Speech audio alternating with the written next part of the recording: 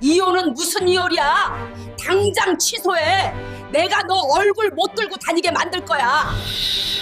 저는 30대 후반의 어린 딸을 키우고 있는 싱글맘입니다. 하지만 몇 년 전만 해도 저는 남편을 진심으로 사랑하며 행복한 결혼 생활을 꿈꿨던 평범한 신부였습니다. 남편과의 연애는 정말 순탄했어요. 회사 동료로 만나 자연스럽게 가까워졌고 그의 성실하고 책임감 있는 모습에 끌렸죠. 무엇보다 저를 대하는 태도가 따뜻했습니다. 데이트할 때마다 제 말을 귀 기울여 들어주고 작은 것 하나도 배려해주던 그 모습에 저는 이 사람과 평생을 함께하고 싶다는 확신이 조금씩 들었습니다. 프로포즈를 받던 날, 남편은 떨리는 목소리로 말했습니다. 나랑 결혼해 줄래? 저는 눈물을 흘리며 그 청혼을 받아들였습니다.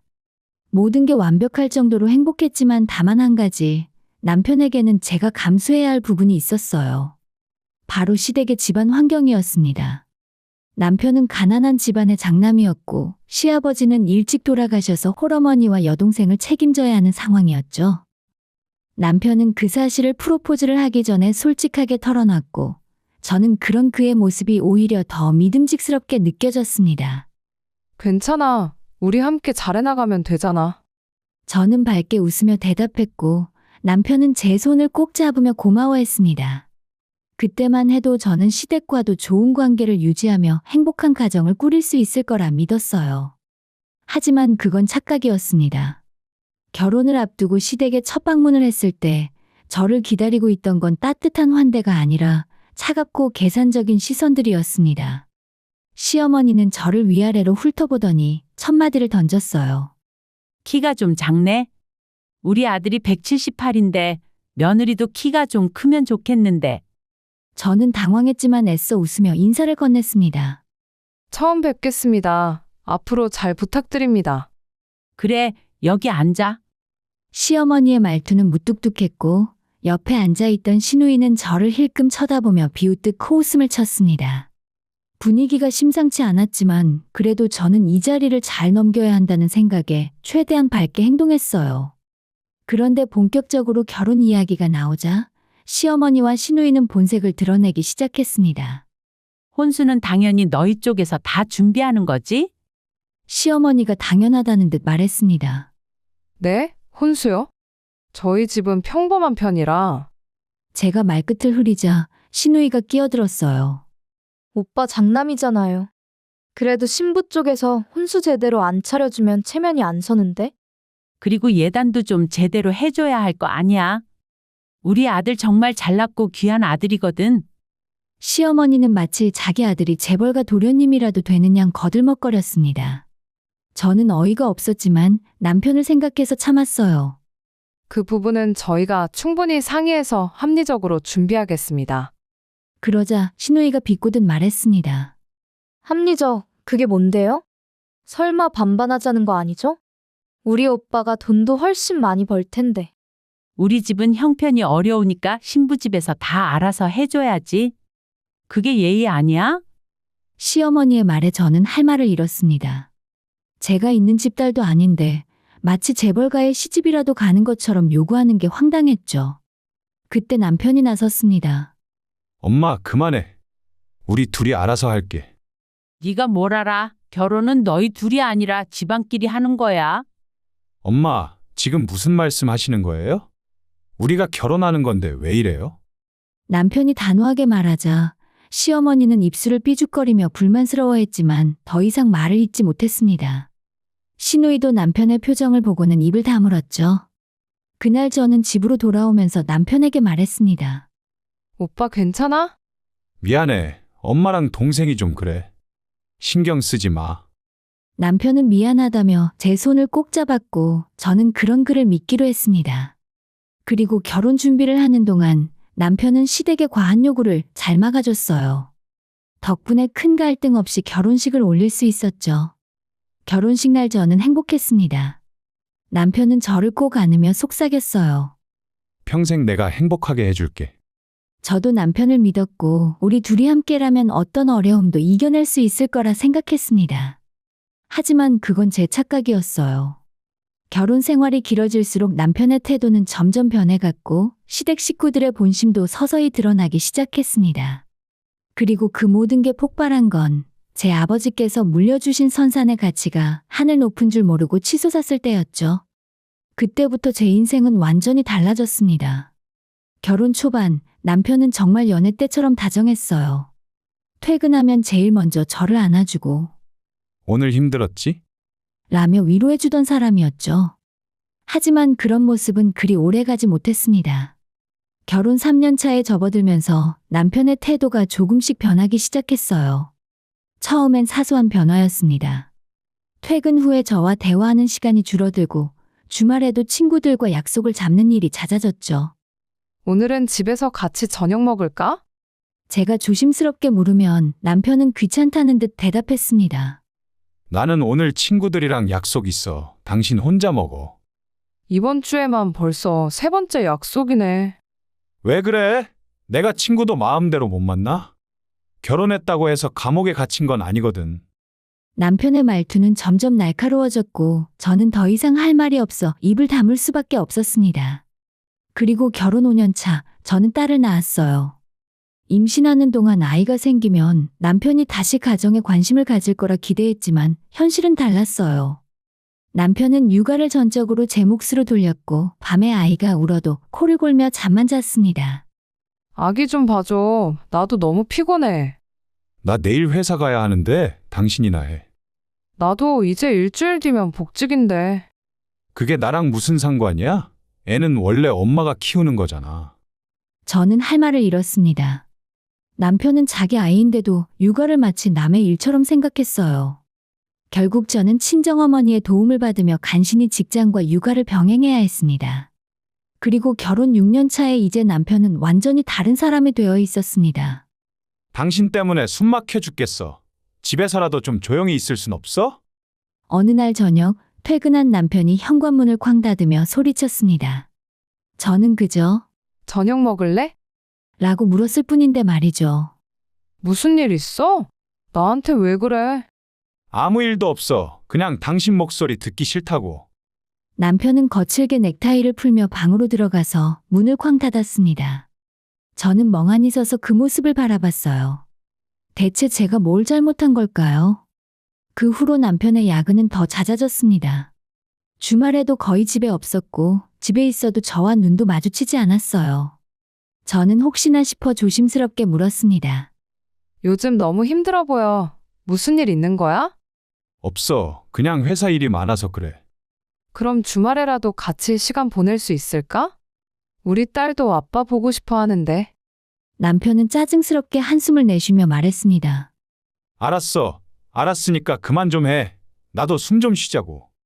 그 말에 저는 얼어붙었습니다. 숨 좀 쉬자니요. 제가 뭐라고 했다고 결혼한 지 6년 만에 남편에게 들은 말이 이거였습니다. 저는 더 이상 참을 수가 없었어요.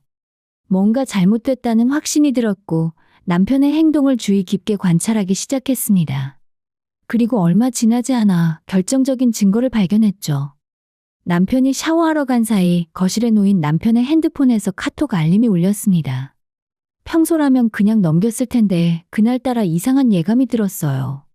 저는 떨리는 손으로 핸드폰을 집어들었고 화면에 떠 있는 메시지를 봤습니다. 오빠, 우리 다음엔 언제 만나? 그때 그 백화점 또 가고 싶어. 저는 심장이 쿵 내려앉는 걸 느꼈습니다.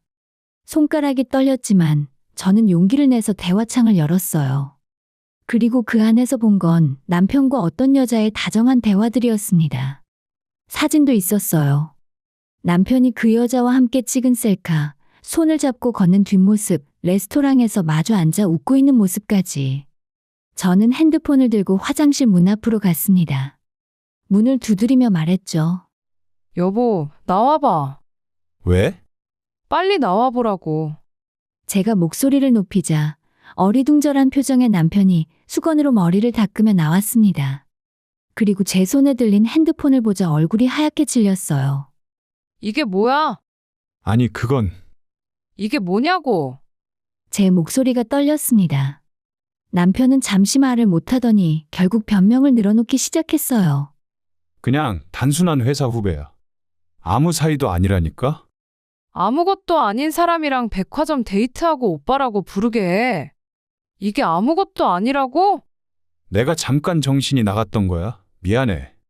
남편은 제 손을 잡으려 했지만 저는 뿌리쳤습니다. 나한테 손대지 마. 저는 남편의 핸드폰을 제 핸드폰으로 사진 찍기 시작했어요. 대화 내용과 사진, 모든 걸 증거로 남겼습니다. 남편은 당황하며 핸드폰을 빼앗으려 했지만 저는 이미 필요한 건 다 찍은 뒤였죠. 당신 미쳤어? 그거 빨리 지워. 안 지워. 이건 확실한 증거니까. 증거? 나랑 이혼이라도 할 거야? 남편이 비웃듯 말했지만 저는 침착하게 대답했습니다. 그럴 수도 있지. 그날 이후 저는 남편과 제대로 된 대화조차 하지 않았습니다. 그리고 며칠 뒤에 더 충격적인 사실을 알게 됐어요. 그 여자가 자기 SNS에 남편과의 사진을 당당하게 올려놓은 겁니다. 심지어 남자친구라는 해시태그까지 달아서요. 저는 분노가 치밀었지만 동시에 차갑게 식어가는 제 마음도 느꼈습니다. 이제 저는 확실히 알았어요. 이 결혼은 끝났다는 것을요. 남편은 더 이상 제 남편이 아니며 저도 더 이상 이 사람 옆에 있고 싶지 않다는 것을 말입니다. 그렇게 저는 이혼을 결심했습니다. 그리고 차근차근 증거를 모으며 새로운 삶을 준비하기 시작했죠. 하지만 제 인생을 뒤흔든 건 남편의 외도만이 아니었습니다. 곧 더 큰 사건이 저를 기다리고 있었으니까요. 아버지께서 돌아가신 건 제가 결혼하기 2년 전이었습니다.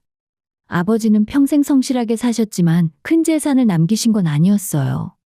다만 고향에 선산 하나를 가지고 계셨고 그걸 저한테 물려주셨죠. 당시 가치로 대략 3억 정도의 가치가 있는 땅이었습니다. 당시엔 큰돈이긴 했지만 팔 생각도 없었고 그냥 아버지의 유산이라 생각해서 소중히 간직하고 있었어요. 결혼할 때 시댁에서 그 땅 얘기를 꺼낸 적이 있었습니다. 너희 집에서 물려받은 땅이 있다며? 그거 팔아서 전세금 보태면 되겠네. 시어머니가 슬쩍 말을 꺼냈을 때 저는 단호하게 대답했어요. 그건 아버지 유산이고 저희 집안 선산이라 팔 생각 없습니다. 유산이 뭐가 중요해? 결혼하면 다 부부 공동재산 아니야? 시누이가 끼어들었지만 그때 남편이 나서서 말렸습니다. 엄마, 그 얘기 그만해요. 그건 처가 재산이고 우리가 손댈 거 아니에요. 그때는 남편이 제 편을 들어줘서 고마웠죠. 시댁도 그 이후로 더 이상 땅 얘기를 꺼내지 않았고 저는 그 일을 잊고 지냈습니다. 하지만 결혼 6년 차에 남편의 외도를 알게 되고 이혼을 준비하던 그 시기에 놀라운 소식이 들려왔어요. 어느 날 사촌 오빠에게서 전화가 왔습니다. 야, 너네 산 근처에 도로 뚫린다는 거 알아? 도로요? 무슨 도로요? 신도시 개발 확정됐어. 그래서 너희 산 바로 옆으로 큰 도로가 지나간대. 지금까진 그 산에 제대로 된 도로도 없어서 맹지나 마찬가지였잖아. 아마도 땅값이 엄청 오를 거야. 저는 귀를 의심했습니다. 신도시 개발이라니요? 오빠 그게 정말이에요? 이미 이 동네에 입소문 쫙 났어. 부동산 중개업자들이 벌써 전화 막 오더라. 우리 집 땅 팔 생각 없냐고.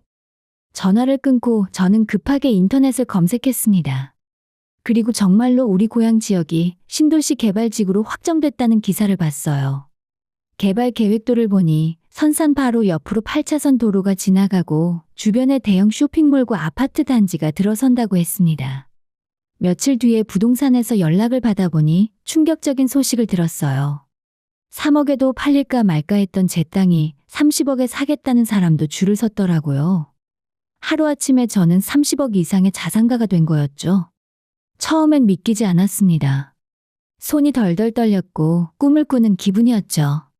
하지만 분명한 사실이었습니다. 길이 뚫리면서 땅의 가치가 천정부지로 올라버린 거죠. 저는 그 순간 깨달았어요. 이건 하늘이 저에게 준 기회라는 걸. 외도하는 남편과 이혼하고 딸과 함께 새로운 삶을 시작할 수 있는 희망이라는 걸요. 그런데 이 소식이 어떻게 알려졌는지 시댁에도 전해졌습니다. 어느 날 갑자기 시어머니에게서 전화가 왔어요. 평소엔 저한테 거의 연락도 안 하던 분이 말이죠. 며느리야, 나다. 네, 어머님. 무슨 일이세요? 목소리는 평소보다 한결 다정했습니다. 뭔가 수상했죠. 그게 말이야. 너네 땅값이 많이 올랐다며? 축하한다. 그래서 말인데, 너가 우리 딸 집 좀 사줘야 할 것 같아? 저는 귀를 의심했습니다. 네? 아가씨 집이요? 걔가 이혼하고 우리 집에 들어와 있잖아. 집도 없이 지내는 게 불쌍해서 말이야. 신우이는 결혼한 지 2년 만에 이혼했습니다.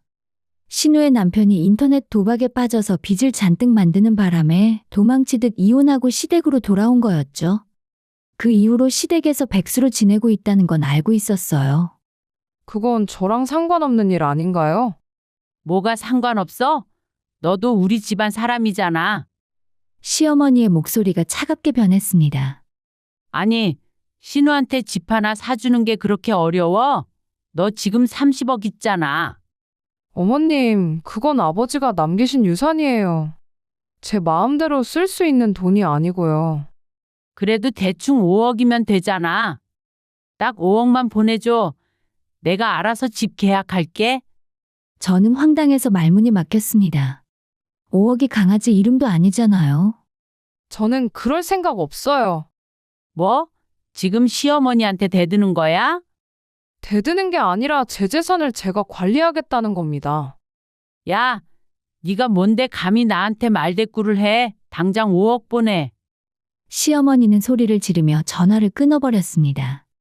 저는 한숨을 내쉬며 핸드폰을 내려놨어요. 정말 어이가 없었습니다.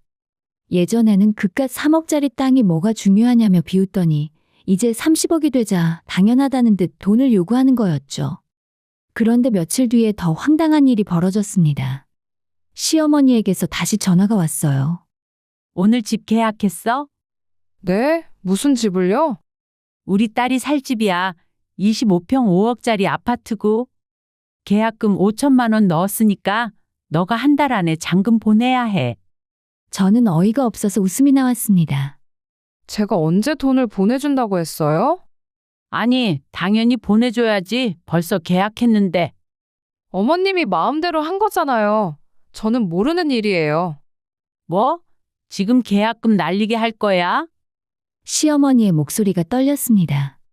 저는 냉정하게 말했어요. 그건 어머님이 알아서 하실 일이에요.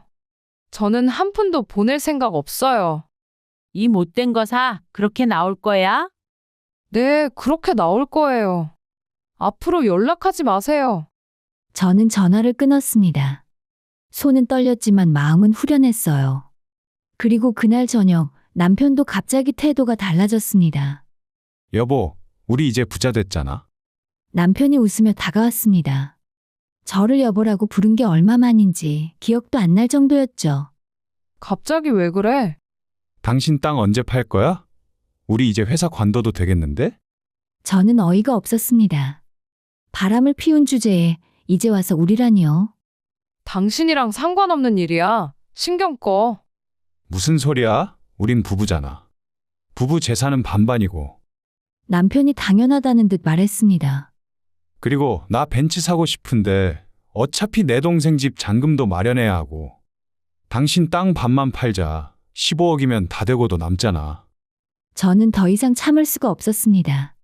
부모가 물려준 재산은 부부 공동재산이 아니야. 뭐? 법적으로 상속받은 재산은 특유재산이라고 배우자가 권리를 주장할 수 없어. 남편은 황당한 표정으로 저를 쳐다봤습니다. 거짓말하지 마. 인터넷 검색해봐. 민법 제830조. 남편은 급하게 핸드폰을 꺼내 검색했고 얼굴이 하얗게 질리는 걸 봤습니다. 그 순간 저는 깨달았어요. 이제 제대로 복수할 때가 왔다는 걸요. 남편이 핸드폰으로 법을 확인하고 돌아선 그날 밤, 저는 침대에 누워 천장을 바라봤습니다. 그리고 마음속에서 무언가가 차갑게 굳어지는 걸 느꼈어요. 이제 정말 끝이야. 더 이상 이 사람들과 얽혀 살고 싶지 않았습니다. 저를 무시하고 이용하려고만 했던 시대. 바람 피우고도 뻔뻔하게 제 재산을 탐내는 남편. 이 모든 게 역겨웠어요. 그리고 저는 결심했습니다. 제대로 된 복수를 하겠다고요. 다음 날 아침 시어머니에게서 또 전화가 왔습니다. 너 정말 돈 안 보낼 거야? 계약금 날아가면 나 어떻게 하라고? 제가 언제 보내준다고 했어요? 아니, 당연히 보내줘야지. 너 그렇게 매정한 사람이었어? 시어머니의 목소리는 떨리고 있었지만 저는 조금도 동정심이 들지 않았습니다. 저한테 매정하다고 하시는 게 웃기네요. 제가 결혼하고 6년 동안 어머님한테 받은 게 뭐가 있죠? 뭐? 지금 뭐라는 거야? 어머님은 저를 한 번도 며느리로 대접한 적 없잖아요. 명절 때마다 일만 시키고 제가 힘들 때 한 번이라도 위로해 주셨어요? 제 딸이 태어났을 때 한 번이라도 축하해 주셨나요? 그건 저를 그저 집안일하는 사람, 돈 벌어오는 사람으로만 생각하셨죠. 그런데 이제 와서 가족이라고요? 웃기지 마세요. 야, 이 못된 거사. 네가 감히 시부모한테 대들어? 시어머니가 소리를 질렀지만 저는 침착하게 말을 이었습니다. 그동안에 정이 있으니까 제가 돈 보내드릴게요. 뭐? 정말이야? 시어머니의 목소리가 갑자기 밝아졌습니다. 그래, 역시 우리 며느리가 착하긴 해. 양심상 계약금 낸 5천만 원은 우리가 부담할 테니까 4억 5천만 원 보내줘.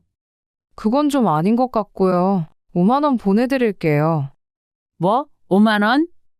그게 제가 해드릴 수 있는 전부인 것 같아요. 잠시 침묵이 흘렀습니다. 그리고 시어머니가 미친 듯이 소리를 질렀어요. 야, 이 미친 거사. 겨우 5만 원으로 뭘 하라고? 욕하지 마세요. 저 지금 녹음하고 있어요. 이 통화 내용 처음부터 다 녹음되고 있으니까 계속 욕하시면 모욕과 명예훼손으로 고소할 거예요. 시어머니는 말문이 막힌 듯 헐떡였습니다. 어머님, 5만 원은 제 마음입니다. 감사하게 받으세요. 저는 전화를 끊고 정말로 시어머니 계좌에 5만 원을 송금했습니다. 그리고 문자를 보냈어요. 5만 원 보냈습니다. 너무 고마워할 필요는 없고요. 어머님 노후 자금에 보태 쓰세요. 앞으로 연락하지 마시고 건강하게 오래오래 사세요. 문자를 보내고 나니 속이 후련했습니다. 약 1시간 뒤 커피를 마시고 있을 때 초인종이 울렸어요. 문을 열자 시어머니와 신우가 서 있었습니다. 두 사람 모두 얼굴이 불그락불그락했죠. 야, 너 진짜 나랑 해보자는 거야? 시어머니가 핸드폰을 흔들며 소리쳤습니다.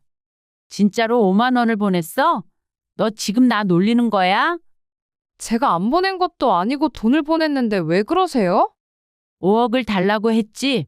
5만 원 달라고 했어? 신우도 끼어들었습니다. 이게 뭐 하는 짓이에요? 저 집 못 사게 하려고 일부러 이러는 거죠? 아가씨, 저는 집사라고 한 적 없어요. 어머니가 마음대로 계약한 거잖아요. 그래도 우리는 가족이잖아요. 신우가 울먹이며 말했습니다. 우리가 언제 가족처럼 지낸 적이 있었어요? 저는 차갑게 웃었습니다. 아가씨는 제가 결혼할 때부터 저를 무시했잖아요. 오빠가 아깝다. 언니는 우리 오빠한테 안 어울린다고 했던 거 다 기억해요. 아니, 그건 신우는 말문이 막혔습니다. 시어머니가 다시 소리쳤어요. 아무튼 안 돼. 당장 5억, 아니 4억 5천만 원만 보내라. 안 그러면 계약금 다 날린단 말이야. 그건 제 문제가 아니에요. 네가 그렇게 나올 거면 우리도 가만 안 있어. 뭘 어떻게 하실 건데요? 제가 물었습니다. 시어머니는 잠시 말을 못하다가 협박을 시작했어요. 아들이 위자료 한 푼도 안 주고 양육비도 안 주고 네가 딸 데리고 쫓겨나게 만들 거야. 어머님 그거 아세요? 남편이 바람을 피운 증거가 저한테 다 있어요. 제 말을 들은 시어머니 얼굴이 굳어졌습니다. 그리고 제 땅 30억은 제 아버지가 주신 유산이에요. 법적으로 남편이 손댈 수 없어요. 그러니까 아무리 협박해봤자 소용없어요. 너 시어머니는 벌벌 떨리는 손으로 저를 가리켰습니다. 그게 당신들 인생이 불쌍해서 드리는 5만 원이었어요. 제가 조용히 말하자 두 사람은 입을 다물었습니다. 저는 이제 더 이상 참지 않을 거예요. 앞으로 저한테 연락하지 마세요. 안 그러면 진짜로 법적 조치 취할 거니까요. 너 정말? 나가주세요. 안 나가시면 경찰 부를게요.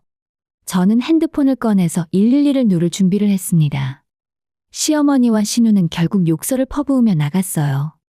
현관문을 닫고 들어오는데 마침 퇴근하고 돌아온 남편과 마주쳤습니다.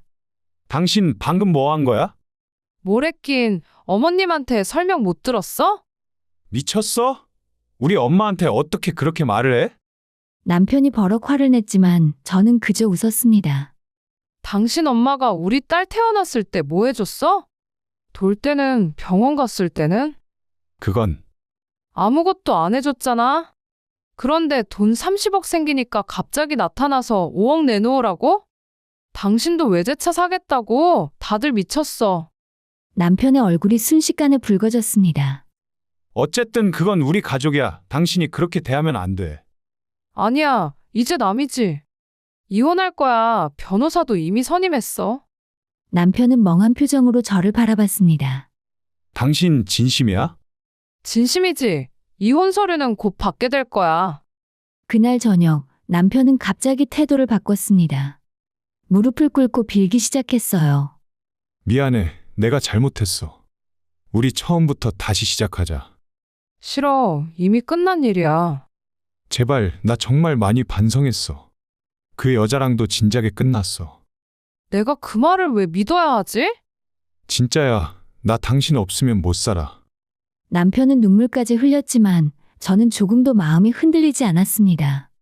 당신, 내 땅이 3억일 때는 이혼하려면 하자고 했잖아. 그게 30억 되니까 다시 시작하자고 하는 거지? 아니야, 그게 아니라. 됐어. 이제 나가줘. 저는 남편에게 등을 돌렸습니다. 남편은 한참을 빌다가 결국 방에서 나갔고 저는 혼자 남았어요. 그날 밤 저는 처음으로 홀가분한 마음으로 잠이 들었습니다. 이제 진짜 끝이라는 확신이 들었으니까요. 정식으로 변호사 상담을 받은 건 그 다음 주였습니다. 제가 준비한 증거들을 책상 위에 펼쳐놓자 변호사는 한 번씩 훑어보고는 고개를 끄덕였어요. 증거가 아주 확실하네요.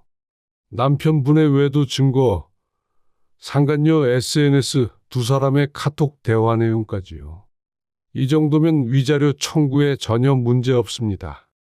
그리고 제 땅은 제 아버지 유산이니까 처음부터 재산분할 대상이 아니죠? 맞습니다. 상속받은 재산은 특유재산으로 분류돼서 배우자가 권리를 주장할 수 없어요. 다만 결혼 기간 중 함께 모은 재산이 있다면 그건 분할 대상이 됩니다. 저는 안도의 한숨을 내쉬었습니다. 남편 명의 재산도 거의 없고 저희 공동 명의 재산도 지금 사는 집 전세금밖에 없어요. 그럼 재산 분할은 크게 문제될 게 없겠네요. 위자료와 양육비에 집중하시면 됩니다.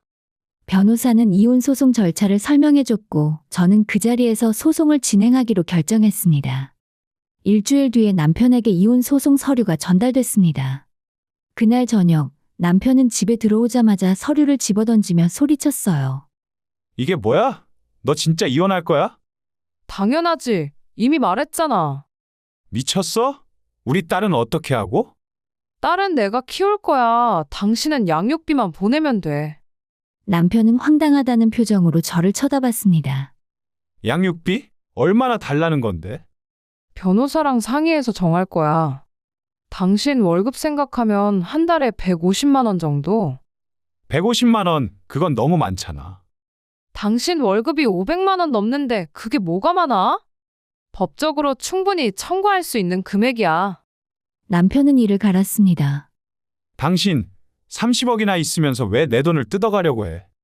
그 돈은 내 돈이고 양육비는 당신이 아버지로서 당연히 줘야 하는 거야. 진짜 독하다 독해. 남편이 욕을 하며 주먹을 들었습니다. 저는 재빨리 뒤로 물러섰어요. 손가락 하나만 건드리면 폭행으로 고소할 거야.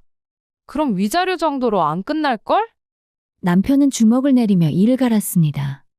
너 정말 이러고도 잘 살 수 있을 것 같아? 당신보다는 잘 살 것 같네. 저는 차갑게 웃으며 방으로 들어갔습니다. 다음 날 시어머니에게서 전화가 왔어요. 이혼은 무슨 이혼이야? 당장 취소해. 어머님은 상관없는 일이에요. 상관없긴. 너희들까지 이혼하면 우리 집안 망신이잖아. 그건 어머니 걱정이고 저는 이혼할 거예요. 너 정말 알았어. 그럼 우리도 가만 안 있어. 시어머니는 전화를 끊었고 며칠 뒤에 친척들과 저희 주변인들 사이에 이상한 소문이 돌기 시작했습니다. 제가 남편을 학대했다는 소문, 제가 바람을 폈다는 소문, 심지어 제가 돈 때문에 이혼한다는 소문까지요. 하지만 저는 개의치 않았습니다. 어차피 진실은 법정에서 밝혀질 테니까요. 그리고 재판이 시작됐습니다. 남편 측 변호사는 제가 남편을 무시했다, 가정을 돌보지 않았다며 온갖 거짓말을 늘어놨어요. 시어머니와 신우까지 증인으로 나와서 저를 나쁜 며느리, 나쁜 엄마로 만들려고 했죠. 하지만 제 변호사가 준비한 증거들 앞에서 그들의 거짓말은 모두 무너졌습니다. 남편의 외도 증거가 제출되자 판사는 심각한 표정을 지었어요. SNS에 당당하게 올려놓은 사진들, 상간녀와 주고받은 노골적인 메시지들이 법정에서 모두 공개됐습니다. 피고는 이에 대해 어떻게 생각하십니까? 판사가 물었을 때 남편은 얼굴이 새하얗게 질린 채 아무 말도 못했어요. 게다가 저는 시댁의 횡포도 증거로 제출했습니다. 시어머니가 제 땅을 팔아서 신우집을 사달라고 요구한 녹음 파일과 욕설을 퍼부은 문자 메시지, 협박성 발언까지요. 이건 심각한 수준의 시대 갈등이군요. 판사는 서류를 넘기며 한숨을 쉬었습니다. 결국 판결이 나왔습니다. 이혼 인용, 위자료 3천만 원, 양육비 월 100만 원까지. 이혼을 하며 남편이 저에게 배상해야 했습니다. 판결문을 받아든 순간 저는 눈물이 날 것 같았어요. 드디어 자유를 얻었다는 안도감이 밀려왔죠. 그 후 시댁의 몰락은 빠르게 진행됐습니다. 시모와 신우는 계약금 5천만 원을 날렸고 남편까지 그 집에 들어가 살기 시작하면서 생활 수준이 추락했어요. 남편은 더 비참했습니다. 이혼하고 상간녀에게 돌아가려 했지만 잘 되지 않았다고 해요. 남편은 상간녀에게도 버림받고 직장에서도 소문이 나서 따가운 시선을 받게 됐습니다. 결국 따돌림을 받다가 회사를 그만두고 다른 곳으로 이직했지만 그곳에서도 적응하지 못하고 우울증에 빠졌죠. 저는 나중에 들었어요. 남편이 정신과 치료까지 받고 있다고요. 솔직히 동정심은 전혀 들지 않았습니다. 전부 자업자득이었으니까요. 어느 날 저녁 남편이 제가 일하고 있는 미술학원으로 찾아왔습니다. 문을 열자 초라한 모습의 남편이 서 있었어요. 여긴 뭐하러 왔어? 당장 돌아가. 제발, 나 정말 잘못했어. 딸도 너무 보고 싶고. 남편은 눈물을 흘렸지만 저는 차갑게 말했습니다. 딸 만나고 싶으면 면접 교섭 신청해. 법적 절차 밟으면 볼 수 있어. 그게 아니라. 그럼 뭔데? 나랑 다시 결혼하자고? 됐어. 나는 이제 당신 없이 잘 살고 있어. 저는 물감통을 집어들었습니다. 안 나가면 당신 머리에 이거 뒤집어 씌울 거야. 미안해. 진짜 미안해. 남편은 고개를 떨구고 돌아섰습니다. 그 뒷모습이 초라해 보였지만 저는 조금도 마음이 흔들리지 않았어요. 남편이 완전히 사라지자 저는 경찰에 신고했습니다. 접근금지 명령을 신청하기 위해서였죠. 며칠 뒤에 남편에게 접근금지 명령이 내려졌습니다. 이제 남편은 저와 제 딸 반경 100m 이내에 접근할 수 없게 됐어요. 이혼이 확정되고 한 달 뒤 저는 딸과 함께 새 아파트로 이사했습니다. 선산을 팔아서 받은 돈으로 깔끔한 아파트를 샀어요. 방 3개짜리로 딸 방도 따로 마련해 줄 수 있었죠. 혼자 사시던 친정엄마도 함께 이사 오셨습니다. 엄마, 이 집 진짜 우리 집이야? 이사를 하던 날 딸아이가 신나서 방방 뛰며 물었습니다. 그래, 우리 집이야. 이제 여기서 살 거야. 와, 내 방 진짜 크다. 딸은 자기 방으로 뛰어가며 좋아했습니다. 그 모습을 보니 제 선택이 옳았다는 확신이 들었어요. 친정 어머니가 옆에서 말씀하셨습니다. 잘했다. 그런 인간들이랑 평생 사느니 이게 100배 낫지. 네, 이제 정말 편하네요. 저는 처음으로 마음 편히 웃을 수 있었습니다. 새 출발을 위해서 저는 집 근처에 미술학원을 열었습니다. 대학 시절 미술을 전공했던 경험을 살려 어린이 미술학원을 차린 거예요. 아파트 2층 상가를 임대해서 깔끔하게 꾸몄고 SNS 홍보를 시작했죠. 처음엔 걱정도 됐습니다. 과연 학생들이 올까 싶었거든요. 하지만 의외로 반응이 좋았어요. 한 달 만에 학생 20명이 등록했고 석 달 뒤엔 60명까지 늘어났습니다. 입소문이 나면서 대기 명단까지 생겼죠. 학부모님들의 칭찬을 들을 때마다 보람을 느꼈습니다. 돈도 벌고 제가 좋아하는 일도 하고 딸과 함께 시간도 보낼 수 있으니 일석삼조였어요. 친정어머니가 학원 일도 도와주시고 집에서 딸아이도 봐주셔서 저는 마음 편히 일할 수 있었습니다. 딸의 웃는 얼굴을 보면 행복했습니다. 이제 아빠 없이도, 아니 오히려 아빠가 없어서 더 행복한 삶을 살고 있었어요. 그렇게 평화로운 날들이 이어졌습니다. 남편은 물론이고 시어머니와 신우에게서도 더 이상 연락이 오지 않았어요. 저는 이제 완전히 그들과 단절된 삶을 살고 있었습니다. 그리고 이제 이혼한 지 1년이 지났습니다.